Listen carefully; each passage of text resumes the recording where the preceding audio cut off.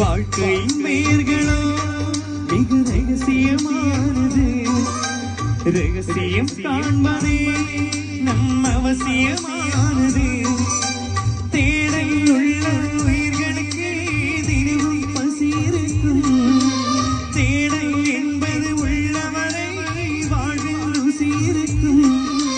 பாடும் போல தேடல் கூட ஒரு சுகமே.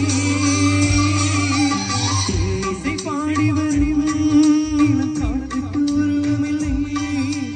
காற்றலை இல்லை என்றால் ஒரு பாட்டோடு கேட்பதில்லை.